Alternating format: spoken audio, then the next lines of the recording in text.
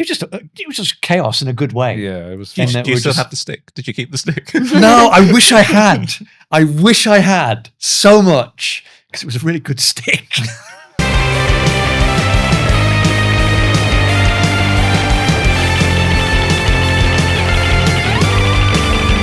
Hello and welcome to the Cinescope podcast, the show where indie filmmaking meets fandom, pop culture, and everything in between. I'm Luke Walters, and each week I'm going to be joined by a gaggle of fellow creators, writers, directors, actors, producers, everythingers, as we dive into the big bad world of movies, TV, and what happens behind the scenes. And this week I am joined by none other than the award-winning actor, Mr. James Dorman.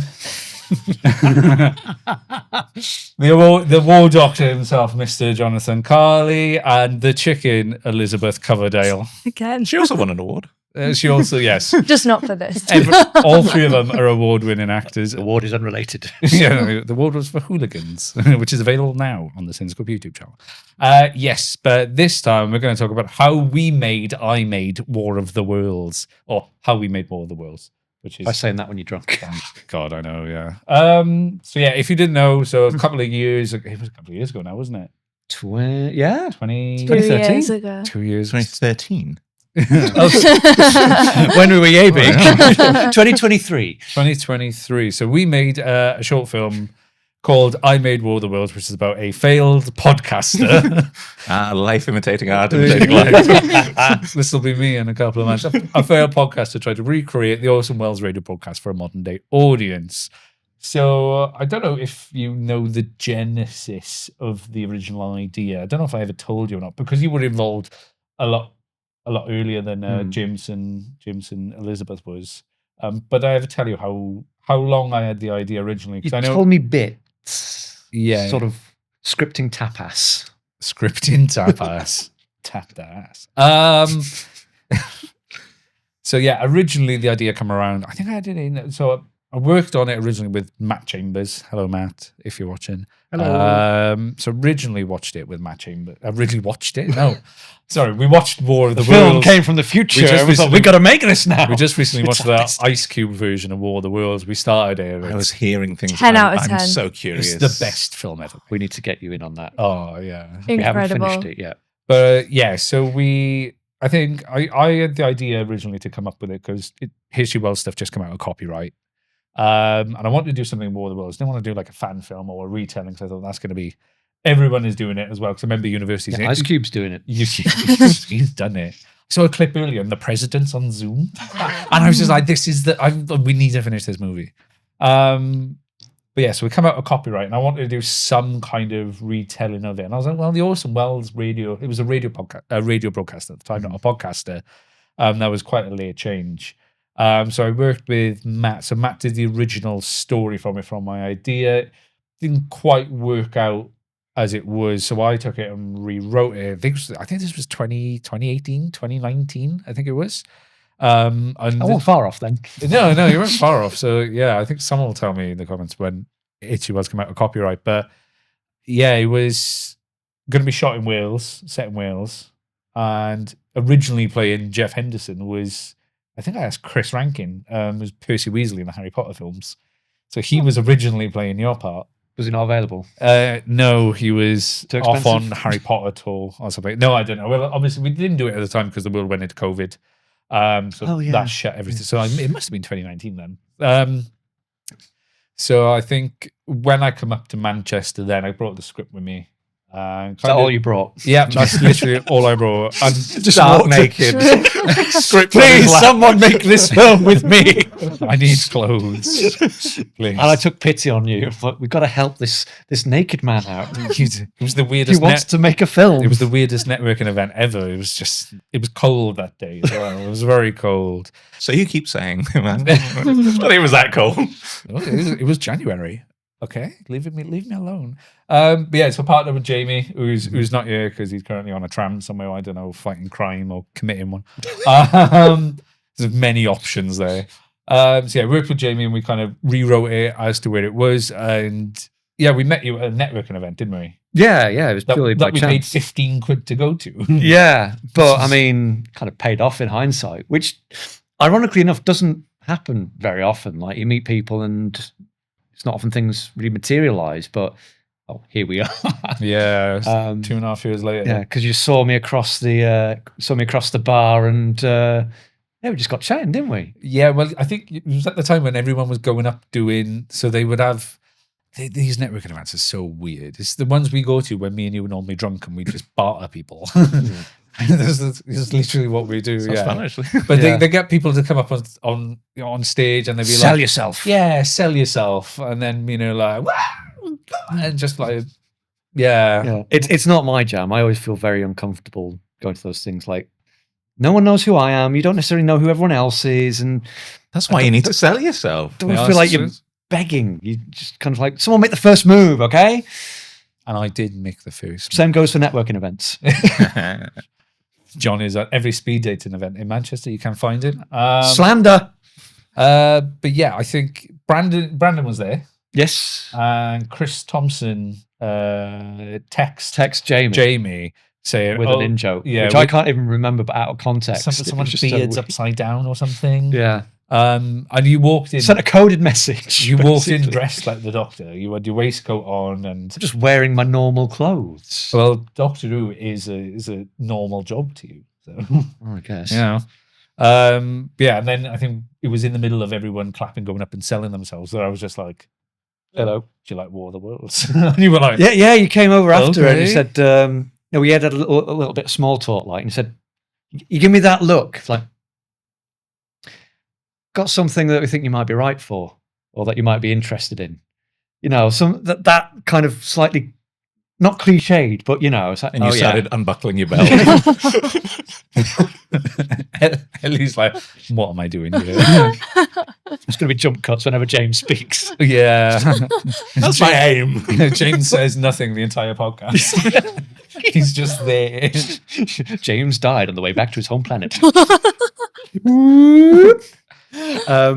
But no, like, you hear these things like, "Oh, it's something that they might be interested in." You've probably been on the receiving end as well, and then nothing happens. It's well annoying as well. But I think so annoying. It might have been within the week or possibly the next day that you were like, sort of like asking my availability or sending the script. Yeah, I sent you the script, and because you were at the actors group, the voices in 5321.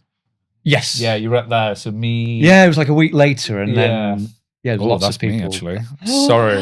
Which my phone. You told me you were a professional. You're an award-winning film creator. My phone is on silent as well, so that makes no sense. But that is Jamie Carroll telling me he's somewhere in Manchester. It's his cameo. That's his cameo for this one. He didn't turn up until the last day of filming, and now he's trying to butt in halfway through this. So, but yeah, so we kind of accosted you at 532. Yeah, for my thoughts. One of them was post-credit scene. Yeah, so the post-credit scene, if you watch it, is all John's idea. So yeah, it's all my fault. It's all his fault. But no, it just kind of chin wagged. I liked it. It was, we're on the same page of being fans of the original text, and it was fun and funny and looked like a good time. So, and it was a bit of fun. A fun weekend. So was that? I guess that was the acceptance, was it? Yeah, I think when we got engaged. And then we did the auditions. Yes, which was we put a team together. We put a team together by the book.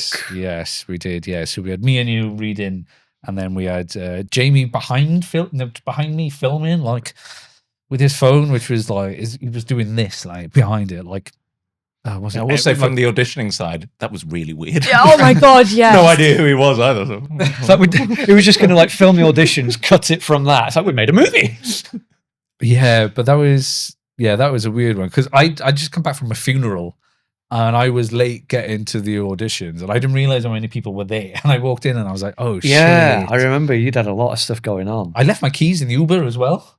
Yeah, you did. Yeah, I left my keys in the Uber, so I was ringing to try and get us back. And I remember you were sat by the bar, and just every time I walk out, I'd be like, "I'm so sorry," and I was like, and you were like, "It's okay, yeah, it's okay." But you auditioned with Rob, didn't you, from Hooligans? Yeah. Which and Time Machine, as well. He's in Time Machine, but he books his way into everything, doesn't he? Bless him. Busiest man. He's here right now, somewhere. He's in the walls, probably bouncing off the ceiling. Probably knowing him. Hi, Rob. But yeah, so the auditions were fun. We saw a lot of very interesting people. Yeah, everyone had a take on it. How many people did we see? It was more than a dozen. Yeah, it was quite a lot actually, because we had groups and we had of like two, different didn't we? pairs because we had a scene where it was like all 3 characters together. Because you two didn't audition together, which just feels so weird in hindsight. Because Yeah. I can't see anyone else playing those roles now. And being an actor, I think it's my first and only time sort of being on an audition side of things, like auditioning other people, and my opinion actually being worth anything on that front. It's like, I have all the power. Well, not all the power, but Portion of the power. portion of the power. Portion. Plant that and let it grow. And then we went for something to eat and discussed it afterwards, didn't we? Yeah, we did. So, yeah, speaking of War of the Worlds, because I know you told me a story about how you listened to the vinyl in uni while eating beans or something. If I remember, when you first moved in. Oh, no. So it's my flat that I live in now in Liverpool. It was furnished. We know the feeling. Yeah. And for a while, all I had was the little sofa that was there and my record player that I'd bought from my mum's. And I had a record that was a gift from an ex-girlfriend, actually, which was the Jeff Shout out Wayne, to ex-girlfriend. which was Jeff Wayne, War of the Worlds. So for a while, that was my only entertainment in the flat. Stockholm Syndrome. Yeah, I just put it on while I was having dinner and just listened to War of the Worlds almost every night for about a week and a half. That is how the actor prepares. So what initially drew you to it? Was it just because it's a War of the Worlds thing, or It was in Manchester. It was something that was filming commutable from Liverpool. I didn't meet anyone in person. I saw the posting on Mandy and applied that way. And it sounded cool conceptually. I then did a bit of research on Cinescope. I was like, oh, they seem to know what they're doing. This could actually look quite good on the show reel, which was virtually How disappointed non-existent. were you? Yeah, it's weird seeing how the sausage is made, isn't it? I respected you once upon a time. I wore my best War of the Worlds jumper as well for this and everything. I'm glad are you winning the Best Actor awards now? No, we're even Stevens now. That's We're even Stevens. That's a shame. That's a real Next shame. year. I mean, if technically he might be leading with an asterisk because he did win a Best Actor for my fucking film. So They spelled your name really weirdly on that one. yeah, shit. But no, it just sounded really, really cool. And then the audition script again, it was punchy and read like it was written by someone who knew what they were doing. It's just I was overwhelmed by the sheer competence that was radiating off of everything. I was like, okay. What were you on? Yeah, I don't know. Little did I Deluded. know. No, it sounded fascinating, and I liked the idea of meeting creative people who weren't several hundred miles away. And That's I could always actually. handy. I'm Yeah. getting geographical convenience being the main reason that you're. I mean, that's the reason I'm here right now. So, He's only here to talk about Time Machine. That's it. This is the add-on of if you want to talk about Time Machine, you got to talk about War of the Worlds first. So he just wants to try and win more awards. So, well, Elle, we were aware of War of the Worlds before. I'm not being aware. I mean, most people are aware, but aware, yeah. Well, I didn't have much background with it in terms of like being a pre-existing fan, but yeah, I also found it on Mandy, and it was also commutable from Yorkshire. both sides of the Pennine. two-pronged attack. But yeah, I thought the concept seemed interesting, and I liked the character as well. I think that was the thing that drew me to it, was the character of Anna. And now since doing More of the Worlds, I do actually really enjoy the story. I like the Syndrome wins musical, and I did, all joking aside, it was really, really good fun and I loved it. And I think that's the reason that we're all still like talking to each other. Yeah. And stuff. But I was talking about it so much that Christmas I got like the Tom Cruise War of the Worlds on Blu-ray. I got another copy of War of the Worlds from like my dad. So War of the Worlds was the theme of that Christmas because clearly I've been talking about it for most of the year. It's because things were different when we came back for Time Machine. Putting that team together feels so. just feels so much like it just worked organically. It was. I don't want to talk about Time Machine too much in the War of the Worlds one, but when we came back, it was amazing, like how much of a shorthand we'd kind of figured out through 2 days of filming. Yeah. It was really, really. Yeah, I good. forget like how quickly we shot that. What? No, it was 3 days. Yeah, it was Yeah. 3 days So, but even because still- someone was having a haircut on the 3rd day. So in case we did have to, on the 4th day, sorry. So in case we did want to reshoot anything, we couldn't because he was going on to All Creatures Great and Small. Mm-hmm. Yeah, so it was 3 days and done, and that was it. Now I'm desperate for a haircut and I can't get one. Oh god, yeah, you got that self. Yeah, Mhm. fair. But yeah, no. So moving on to obviously some other actors were cast as well. We're not going to speak about them because they're not here. But yeah, let's talk about that first day on set because we originally did the podcast scenes first. Yes. In Reform Radio, which was very, very green. I thought it was lit quite nicely, to be honest. But yeah, run me through like your first impressions of on set of actually stepping into this character, this world of this failed podcaster. Yeah, because it was a mad old couple of days because we fit in quite a lot, Yeah. to be honest. Yeah, because We did the post-credit scene first, didn't we? we might have done. I think When we I've did, dirt I all don't over know. my I'm trying to face. remember actually. I think we did the post-credit I think we did something, then I went off, got covered in dirt, and then I changed back. No, I think we did the post-credit first because then we Okay. were like, oh well, we have to do it because he's in. Yeah. Well, I had a slight advantage in that, I'd been there at sort of pre-production stage and had an idea of what you wanted, how it was going to shape up. But of course, the first filming dates when we put all those pieces together, and that's when you sort of get a read on what the tone of this thing is going to be, both as a piece, but also the tone of the workplace, of the set. Because we'd met James, we'd met Ellie, but we'd never had all of them in the room together.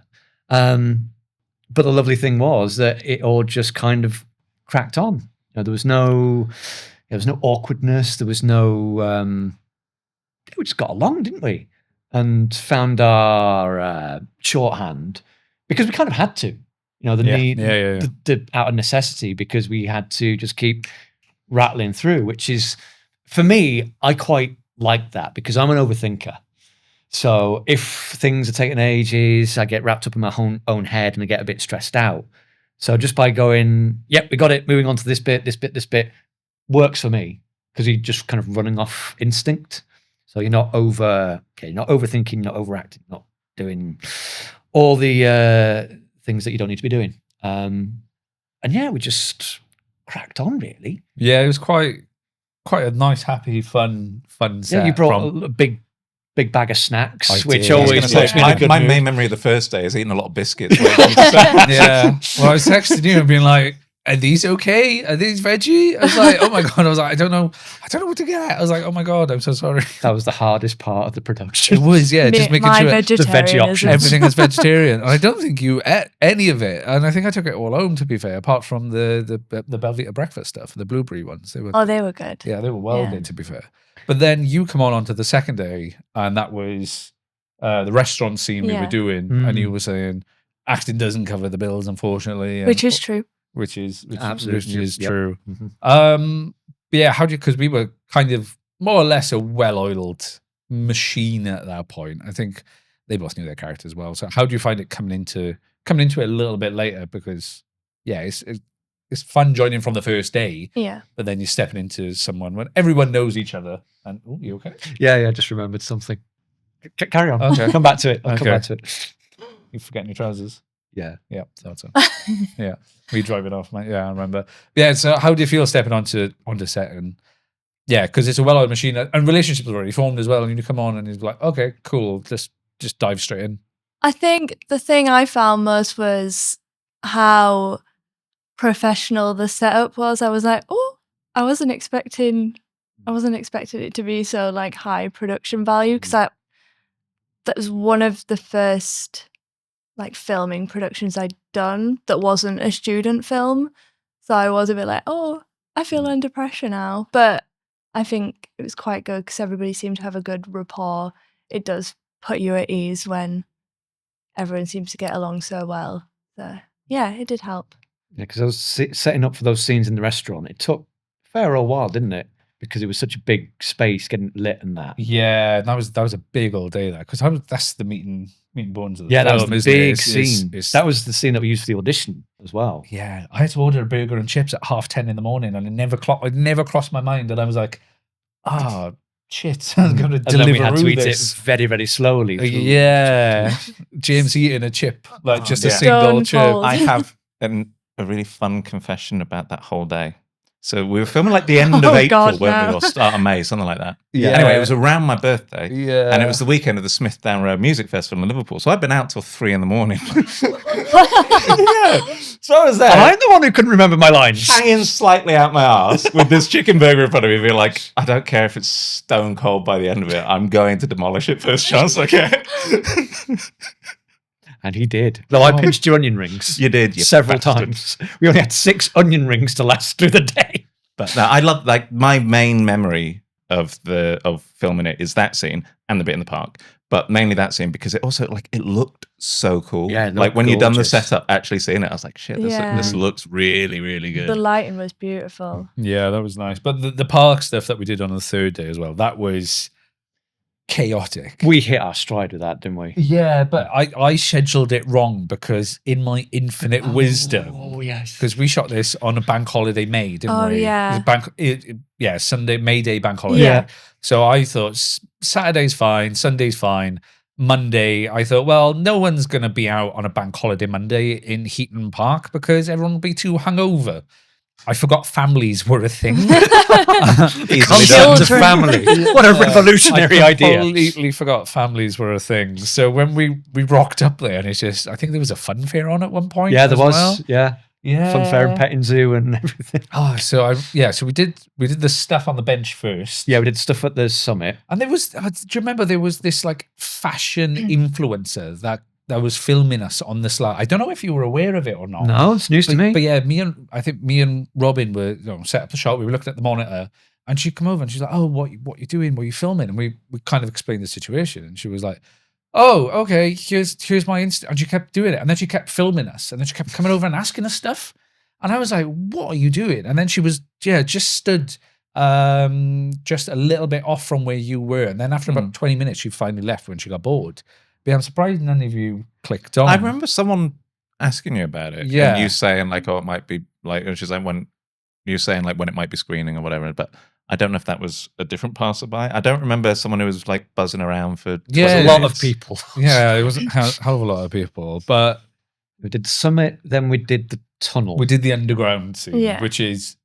that was the most arduous half an hour of my life. I had Trying 2 to- people stood at either end trying to make sure that nobody came down Trying to lock this it off. walkway. Because Ellie had to do the Brave New World speech, essentially do you know it? Can you do it now? Oh, no. No, there you go. Very Dub it prepared. in after. Go and watch War of the Worlds if you want to see it. So she did this monologue. Trapped in this underground tunnel. I can only wonder if there are any Martians out there. I knew where to find you here. We saw the live broadcast. You're done for, if I'm honest. But we can't just give up. We're live. Of course we can't. It's now we've got to start fighting. But not against them because we can't win. No. We've got to fight for survival. And I reckon we can make it. You see, I've got a plan. We're going to build a whole new world for ourselves. Look, they clap eyes on us and we're dead, right? So we've got to build a new life where they'll never find us. You know where? Underground. You should see it down here. Hundreds of miles of drains, sweet and clean now after the rain. Dark, quiet, safe. We can build houses and everything. Start again from scratch. Yep, that was the scene that. So we had, who did we have? I think we had Aiden and Jamie up one end, and me down the other, and we were kind of holding back people for you to come in and do the brave new. And he was just like, Because you had the camera at an angle so you could just see the ceiling, not through the other end of the tunnel, because you'd have seen kids you would have seen screaming. Everyone. And the amount of footfall that we had coming through, I was like, this is the sound as well. This is just going to be an absolute nightmare. But it pulled it off really well. You did a fantastic job. And yeah, well done, because you smashed that. So there's a mistake in that, isn't it? That the outfits I got wrong. So I told you to turn up in. Yeah, don't bring you out. Yeah, so luckily we put you just back in the outfit. So that was a mistake on my behalf. So yeah, but it worked out for the well, and that shot looks really cool with all three of you. All three of us in costume on the bench. And it made my character seem more supportive. Otherwise, I'd have just been staying at the bar, which was more true to life. Yeah, which is exactly what it's true to life. Also, that character beats are just mistakes that we're styling out. Yeah, but then we had a backup plan, and we moved to the other end of Manchester. Into like a bike park, and we did the montage stuff, the Thunder Child sinking. That was the best. The Thunder Child's gone missing, by the way. I don't know where it's gone. Sunk. Oh, probably, yeah. Yeah, that Thunder Child bit was. That's a feat of engineering. As well. That was awful. that was. I don't think I've ever been more like. I've never willed a boat to sink more. It was incredible. Like it was unsinkable. Yeah, it was unsinkable because the Titanic should have took some lessons. Like Jesus, because I just remember us like being stood off because you wanted to get the shot of it sinking in this little pond just of itself. I think we tried 3 ponds. Then you're going to shoot us. Yeah. So I just remember us 3 and Jamie being off like fair way off, watching you and Harry and Robin like around this little pond, this little toy boat. Harry like taking a power drill to this thing, just put more holes in it to try and get to sink, and shoveling more and more tampons. Which, being a man, he didn't realize that they absorb water and become buoyant. Yeah, well, I think you pointed that out. Didn't I was you? like, just a thought. Tampons are buoyant, so it's not going to sink. See, chief engineer. Yeah, so Harry, who made the props, he made the guns, the Martian tripod, and the Thunder Child. I was like, is this going to sink? And he's like, yeah. And just started drilling it and then filled it full of tampons. And she was like, you know tampons are buoyant, right? And I was like, oh, no. Because he thought they'd soak up the water, make it heavy, and it would just sink. Go down that was really the quickly. idea, but I was like, no, but they're lighter than water, so they don't sink. So, but yeah, do you remember? If the Titanic had been full of tampons, different story. Oh, yeah, never thought of that. Mm-hmm. That's for the more you know. James Cameron. Yeah. Special edition. But yeah, with the Martian tripod, do you remember as well to do the montage scene? Because I left. Oh, that was my favourite bit. I left you for that bit, so I didn't do much of. Yeah, I wasn't. Huh? I wasn't there because. Felt like you were. Because we had. I remember saying, "Can I have a big stick?" And you said, "Absolutely." Yeah, that was just. Yeah, what we went I think with. I left it to Jamie and Robin, and I was like, "Cool," because I saw Harry, and we had all our stuff up on the hill. And there was just 2 guys like accosting Harry, and they were just smoking weed and be like, "Oh, what are you doing?" And blah blah blah blah blah. And I was like, "Well, all our stuff's there. Can you guys just do the montage? I'm gonna go make sure he's okay and make sure our stuff is okay, but more make sure Harry was okay." And he was. I think he joined in at one point with that. I was like, Harry's in a world of his own. But yeah, that montage scene is one of the funniest. Well, because it was just it was the excuse to go big. Because I had my big stick. Just running like through the woods, screaming. It's just like active therapy. Just going primal for in slow motion. And the gun chuck was your idea. Yeah, I was like, can I have an action shot where someone throws a gun in from off screen, I catch it, and then we do like that in slow-mo. That Tom Cruise pan. Yeah. And then the 3 of you then looking up at the Martian tripod is now is partly the poster. It's one of the promotional images of it. But yes, veering slightly from that. So the last day, then after that, we filmed a bit more because obviously it was our last day, and you were having your haircut. So we had to go film you on a tram, and we had to walk through. No, that was the same day. Yeah, after this, yeah. No, you said the next day. Oh, next day, sorry, yeah. Apologies. Yeah, so you only paid me for 3. So yeah, we went and we walked through Piccadilly Gardens. Guerrilla style, yeah. Yeah, which was the worst experience of my life. On a bank holiday. Yeah. We picked our moment. Yeah, because we didn't talk, did we? We just were like... It just looked like you and Robin were following me around with the camera. I was like, go away. Yeah. And these people in Piccadilly Gardens were like, "Oh, you're filming us? You're a nonce, you are, aren't you?" And blah. Yeah, like we were the amount of stuff. I am over 18. Yeah, the amount of stuff we were having chucked at us abuse wise was like, oh my god. We were like, let's just go. So I think Can you send me the audio footage from that? I think I probably no god no. That was horrendous. But then we did the last year we did the jib shot as well, revealing Destroyed Manchester, which was something to do.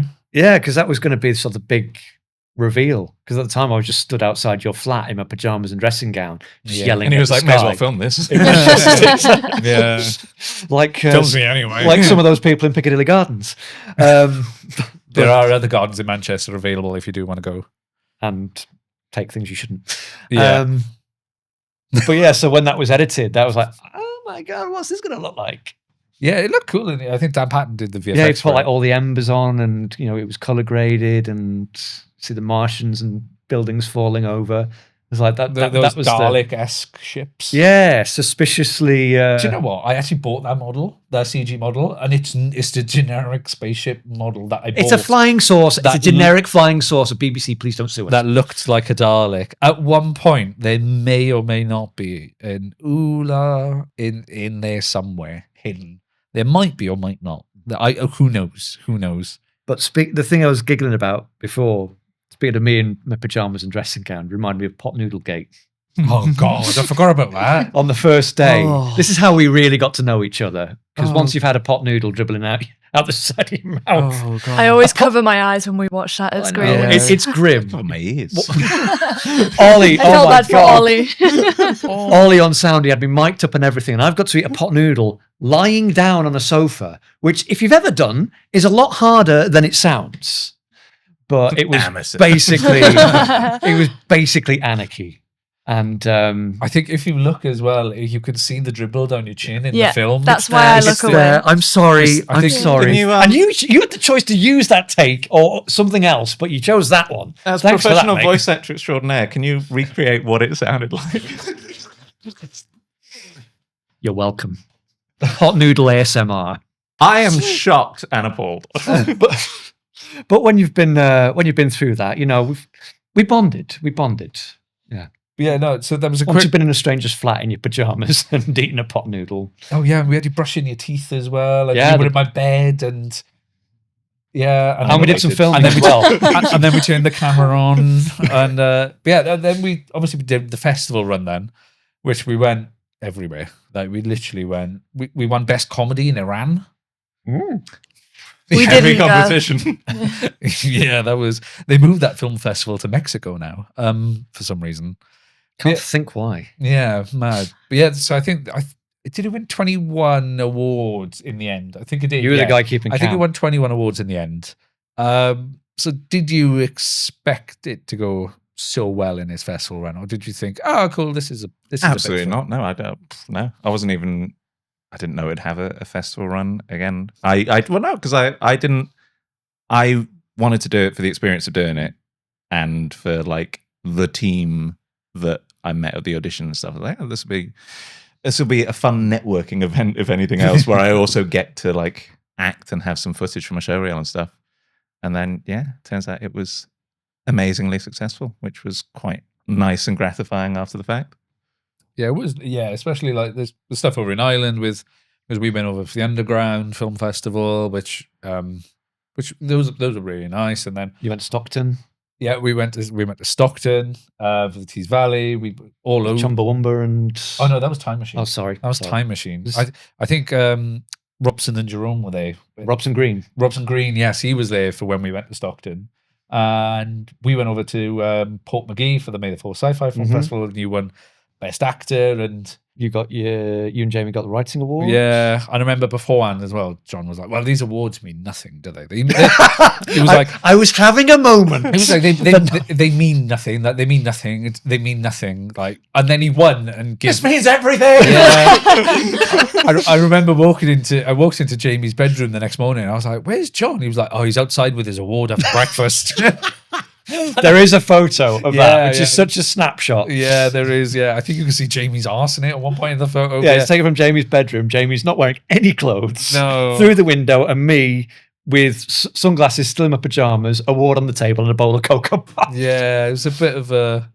Yeah, that was a good old mad trip. And afterwards as well. Well, it was so unexpected, you know. Oh, it was obvious. The journey was unexpected, but also being in that, because we'd had our like out of body experience the night before of stargazing. Oh, that was the awards night. Yeah. Yeah. So the night after, we were not a little bit worse for wear, but we'd had an experience. Yeah, but the night was funny because obviously we come home, we won the awards, and I think it's a very, very starry place, as you both know, because we went there, and I think John was listening. Did we have Star Wars music on or Doctor Who music on? Like, this is Gallifrey, and he was having this. And then you were he was making like, other noises. He was like, "What does this mean? Look at this! It's come full circle." And me and Jamie just like just farting every 2 minutes, just laughing and crying, and he was like, "This is what it's like at the Oscars," you know. He was like, "I'm going to bed," and he hugged his award.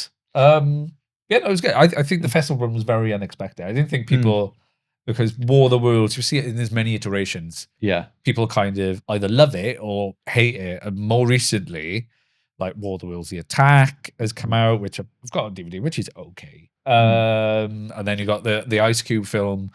Like, people are very, very protective over War of the Worlds. It's a known brand. So people, good or bad, they're going to come in with an expectation.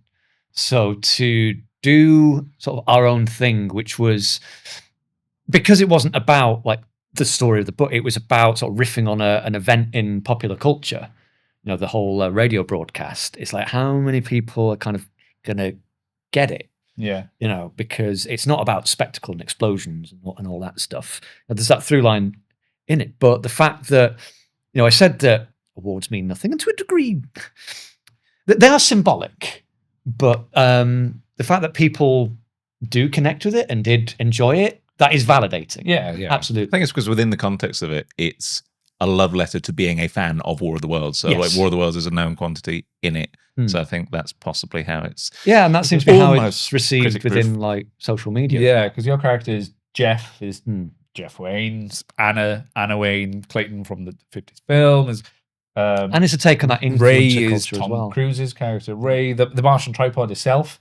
I didn't realize. I think you pointed it out. Yeah. So it's all three main designs. Yeah, the merged. Martian tripod that for the film is all three main tripods, but Jeff Wayne's one is turned upside down and it's red, not green. And I didn't know until after we were shooting, and he was like, "Oh yeah, I can't believe that." And I was like, "I have no idea what you're on about." It's got a bit of the 1950s film. Yeah, as the got base. the canopy of the Tom Cruise one, and the body, and then the Jeff Wayne. Yeah, the body's Jeff Wayne. So I never knew that, and I'm a massive War of the Worlds fan, so I felt like such an absolute fraud. Like You're also the director of the thing that it was in. You maybe should have known just on. Yeah, you signed up on this. I was just like, yeah, cool. Yeah, paid cool. Fuck it. Paid for it. Looks cool. Yep, cool. Let's do it. And it lights up, or it did. No, it still lights up. Oh, good. Yeah, I did break it. It fell off my cabinet, and I had to super glue it all back together. So, but it still exists, survived. unlike the Thunderchild. So that's just sunk. So that's gone. But yeah. So apart from that, the festival run went well. And then it was a full year, more or less. Yeah, I think because we'd done this. What was weird from like my point of view is that we'd done this thing. It was getting all this reception, but no one we knew could see it. Yeah. So as far as anyone else was concerned, it was a myth. Yeah, but yeah, I think we released it at midnight on the 12th of August. Yeah. Just because it was over a year then, wasn't it's it? War of the Worlds Day, which is the meteor show is on midnight of the 12th of August as well, isn't it? So after the reception of the festivals, after it's done well, people like it online. Question is, do we? Because people have asked online. We're going to be doing. We've done I Made the Invisible. No, we haven't done I Made the Invisible Man. We're doing that next. We've done I Made the Time Machine. We're doing I Made the Invisible Man. Do we do I Made War of the Worlds, the feature film? Yes. Absolutely yes. He wants more awards. Yes. Make it happen. Do we do it? Do we think we've got to. Yeah. If the appetite's there, and there's not many things. I mean, doing the first one, it's a risk, and we know that industry-wise, there's not enough risks being taken. There's something we know there's an audience for. They love it. It's done so well. It would kind of be it's an open goal, really. But we got the chance to expand it and do more things. Yeah, when we filmed it, like we filmed a 14-minute short, and it's like, even within that, even within that script that we filmed, it's like there's so much more we Feeling the could potential. have done there. I think there's more Yeah. to explore Yeah. with War of the Worlds. Yeah, I more think so. opportunities for jokes and things, and you know, it'd be fitting to like get the team back together, because on the last day when we were running through the woods, it was like I finally felt like we know what we're doing here. We know what the level is. It always happens. And then it was over. It always happens. As soon as you get to the last day of filming, you're Yeah. like, oh, I know how to make this film now. Yeah. And you're like, I wish I'd go back. Because for me, I loosened up so much. I wasn't like going in with necessarily the strict regimented approach. I was just like, just running around the woods, screaming my head off because I'm having fun, and you're telling me that it's reading and it's funny. Yeah. So let's do an hour and a half of running through the woods, screaming our head off. I'm okay with that. So speaking of it, then, so what was your favorite moments from the shooting from the film? Because my favorite moment is that montage bit. I think that's great, and the underground bit as well. I think that's such an iconic piece of War of the Worlds. I was like, those two bits for me, I think, are my two favorite bits. But I'm just going to throw that out there. So we go from the film and from filming, two different ones. What's favorite moment from filming, and then from the film? Actually, I'm going to change mine is the underground bit, because the comments on your social media thing, your monologue, because that always gets a laugh. Like always gets a laugh. So that's my favorite moment from the. I think it's the from biggest film. laughs in the film. Yeah, which it is. Yeah. crazy because it was done in post.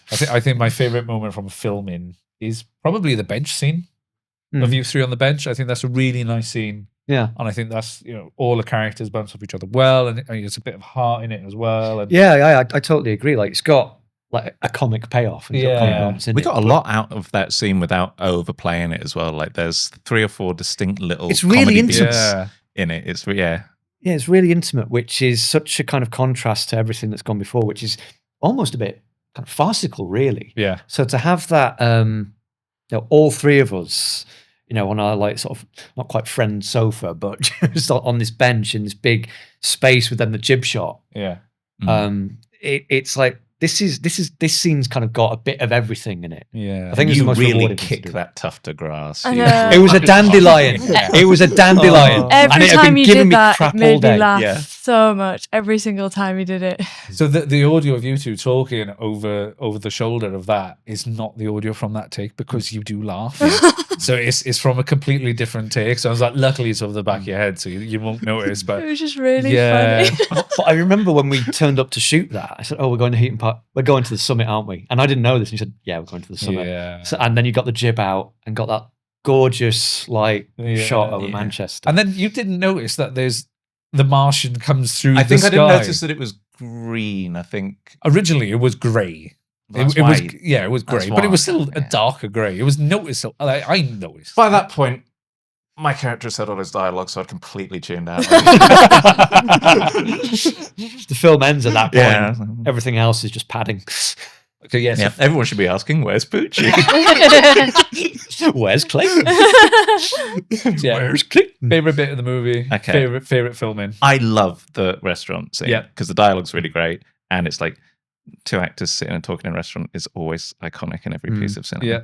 Yeah. My favorite memory from filming is when we're in the park before we do the montage, before we film the montage, and it's you setting up the shot with your tripod in the foreground. yeah. Is Ollie trying to boom mic me? Stood on the In that lens wide watch. shot.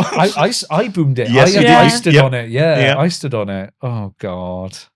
So Ellie, I mean, from filming, John kicking that dandelion.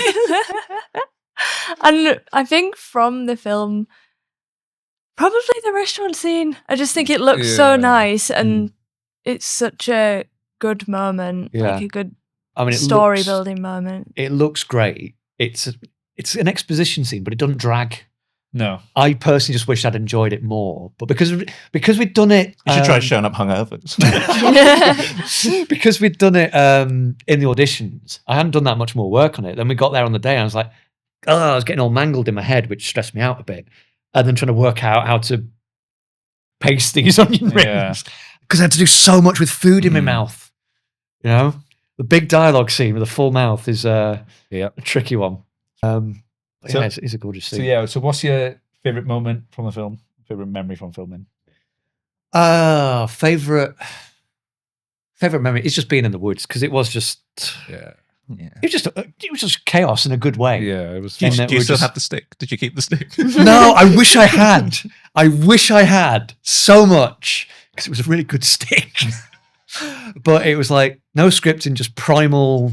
Yeah, just following all the that was primal fun. urges, and we couldn't go big enough really, and that's where I kind of feel quite safe in that this is just going to work because this is the moment to let it all out. It was good. It was good. Favorite scene, if not that one, I'd probably say the tunnel because it's the big payoff. Yeah. It's the big payoff, and your character comes into your own, and you deliver that speech so well, and then you put all those comments over the top of it. Yeah, it kind of takes away from it. But the fact how we achieved that, it's so simple because it's all on you in that tunnel. There's nothing particularly flashy about it, but it just works as a scene, and everything we did to stop everyone going through, it could have not worked, but it did, and that is, I think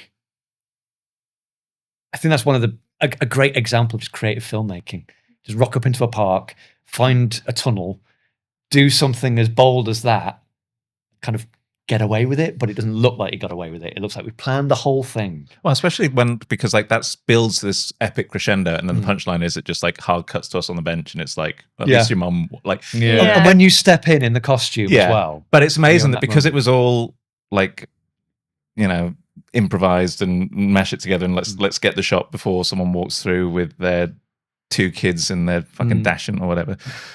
But then great planning on my behalf. But then it does, like, it's a perfect setup for then that comedy payoff. Like it all works perfectly as if we planned it. It's Everyone's amazing. arc kind of comes to a head there. You know, mine, yours, and what you said about the bit with the costume, that was an accident, but I think it really adds something to Clayton's character in that he's not just dismissive. Okay, he needs a bit of encouragement, but he'll support a mate in the end. Can I change my favourite moment? Oh, go on. Yeah, you can, yeah. It's got to be Jamie's double take. Jamie's double take. I was like, I know there's something that was my favourite moment. It's Jamie's double take. Yeah, That's what it is. So Jamie turned up on the last Was day. that my idea to have him walk through? It was originally a dog walker or someone. Yeah. I think We Yeah. just didn't have anyone. we didn't have anyone, so Jamie did. And Jamie turned because Jamie wasn't there for the first 2 days of filming. He was there on the last day, and I remember he was hungry, wasn't he? So he was like, "I think my character will be eating a packet of crisps during this scene." I was like, "No, No. I was like, "No, Jamie, he wouldn't." And he's probably he's kicking around here now, bless him. But yeah, Looking and for then, crisps. yeah, probably with a packet of crisps. It's like Can a you get little- me some as well, It's Jake? like a little please? gannet. But then he did it. He come in for the one, and I was like, well, just look. You're like, oh my God, what's going on? He just went there. And I was like, oh no. I know what what's- bit was my idea.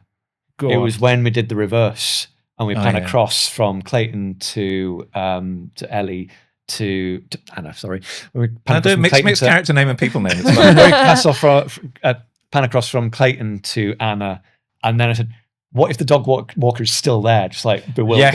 Yes, yeah. So That was so hard not to laugh. Yeah. that was good. Yeah, I like that bit. Yeah, That scene's in my show reel, actually. yeah, it is. So I think that's got to be my I favorite. forgot about that one. Yeah, that was it. And yeah, and you did the David Tennant speech, the don't blink. Which will never see the light of day. It wasn't recorded. Oh no, it wasn't. Was it? It wasn't recorded. It wasn't recorded. He did the full David Tennant don't blink speech down the lens. And you weren't there. down the lens of the camera, and I was too busy telling you two to go pew pew pew, and so I missed it completely. And everyone was like, "That was the best thing I've ever seen," and you wouldn't do it again. And I was just like, "Oh." Would you like me to do it for you right now? I would. Don't turn your back. Don't look away, and don't blink. Thank you. You're welcome. And there we go. And that's how I made War of the Worlds. Thank you for watching and listening to the Cinescope podcast. I've been Luke Walters with John, Carley, James Dorman. I need to call you Jamie Dorman then. That's the 50 Shades of Grey guy. You know, when isn't I it? when I signed on with Equity, they're like, you need a stage name. We've already got a James Dorman. I was like, no, you don't. Are you sure you're not thinking of Jamie Dorman? They're like, you're right. We were. You can keep your name. There you go. So he's not in 50 Shades You could of have Grey. had a promising film career in a major Hollywood franchise. Shit. And Elizabeth Coverdale. So we will see you next time on the Cinescope podcast. Don't forget to like, subscribe, comment, follow us, go see what these guys are up to because they're all busy. And we will see you next week.